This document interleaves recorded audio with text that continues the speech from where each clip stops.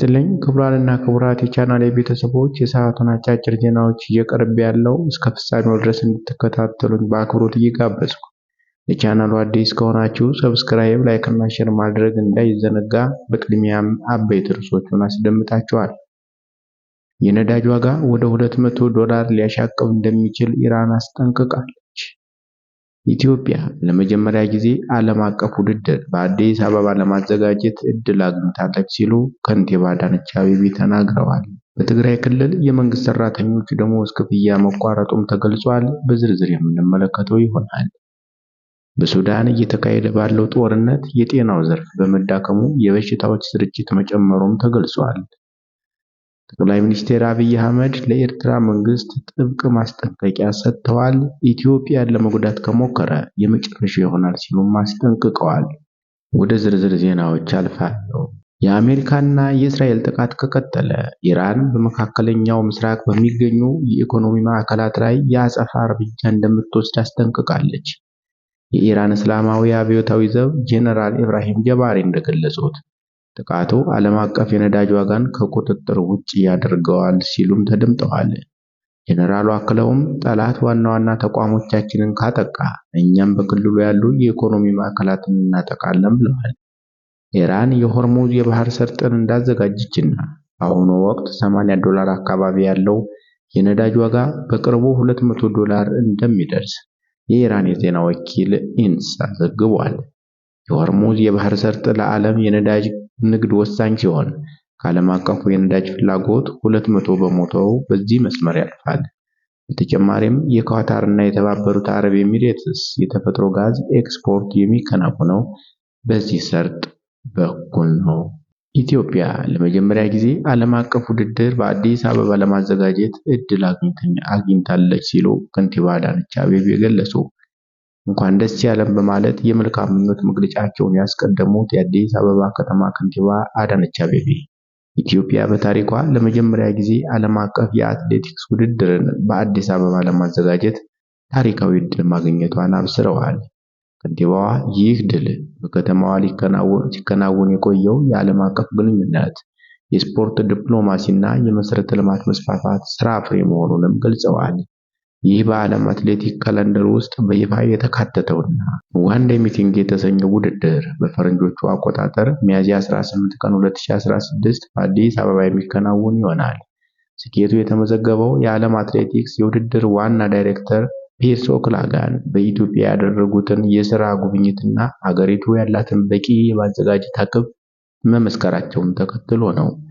ውድድሩ በዓለም አቀፍ ባለሙያዎች የሚመራ በመሆኑ ለሀገር ውስጥ ሙያተኞች ትልቅ የልምድ ልውውጥ የሚፈጥር ሲሆን ከተለያዩ ሀገራት ለሚሳተፉ አትሌቶችም ሽልማት ያበረክታል። ከንቲባ አዳነች አቤቤ ለዚህ ውጤት መመዝገብ የላቀ ሚና ለተጫወቱት የባህል ስፖርት ሚኒስቴር፣ ለኢትዮጵያ አትሌቲክስ ፌዴሬሽን እና ለሌሎች ባለድርሻ አካላት እውቅናና ምስጋና ሰጥተዋል። ይህ አዲስ ምዕራፍ የኢትዮጵያ የአትሌቲክስ መገኛነቷን በላቀ ደረጃ ለዓለም የምታሳይበትና የስፖርት ዲፕሎማሲዋን ወደ ከፍታ የምታደርስበት መድረክ እንደሚሆንም ታምኖበታል። በትግራይ ክልል የመንግስት ሰራተኞች ደሞዝ ክፍያ መቋረጡ ተገልጿል። የትግራይ ክልል ጊዜያዊ አስተዳደር በክልሉ ለሚገኙ የመንግስት ሰራተኞች የሚከፈል የደሞዝ ጥሬ ገንዘብ እጥረት እንዳጋጠመው በይፋ አስታውቋል። በትላንትናው ዕለት ከፕሬዝዳንት ጽሕፈት ቤት ወጥቶ ለሁሉም የመንግስት ሴክተር መስሪያ ቤቶች በተሰራጨው ደብዳቤ ላይ እንደተመላከተው የካቲት ወርን ጨምሮ ለሚቀጥሉ ጊዜያት የሚሆን የደሞዝ ክፍያ የሚውል በቂ ጥሬ ገንዘብ በክልሉ ካዝና ውስጥ እንደሌለ ተረጋግጧል። ዋና ዋና ነጥቦች ተብለው የተገለጹት ደግሞ የችግሩ መንስኤ ከፌዴራል መንግስት የሚላከው የበጀት ድጋፍ በመዘግየቱና ክልሉ በቂ የገንዘብ ዝውውር ባለመኖሩ እንደሆነ ተጠቅሷል። የተጎዱ ወገኖች በክልሉ ስር የሚገኙ ሁሉም መንግስት ሰራተኛና የሥራ ማስኪያ ክፍያዎች ላይ ተጽዕኖም አርፈዋል። የጊዜ ገደብ ክፍያው እስከ መቼ ሊቋረጥ እንደሚችል በደብዳቤው ላይ በግልጽ ያልተቀመጠ ሲሆን ላልተወሰነ ጊዜ የሚል ይዘት አለው።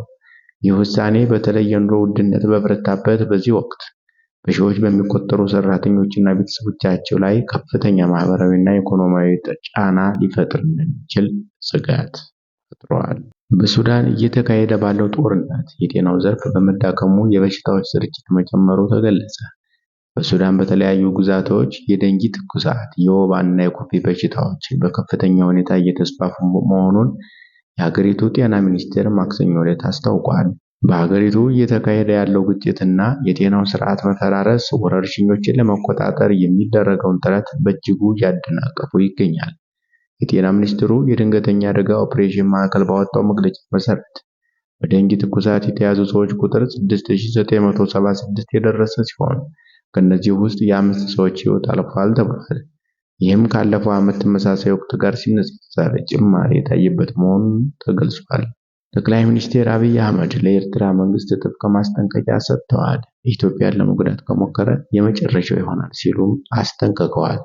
ጠቅላይ ሚኒስትር አብይ አህመድ የኤርትራ መንግስት ኢትዮጵያን ለማተራመስ የሚያደርገውን ማንኛውንም ተጨማሪ ሙከራ መንግስታቸው እንደማይታገስ ገልጸው ምናልባት ደግሞ ከሞከረ የመጨረሻው ይሆናል ሲሉ አስጠንቅቀዋል።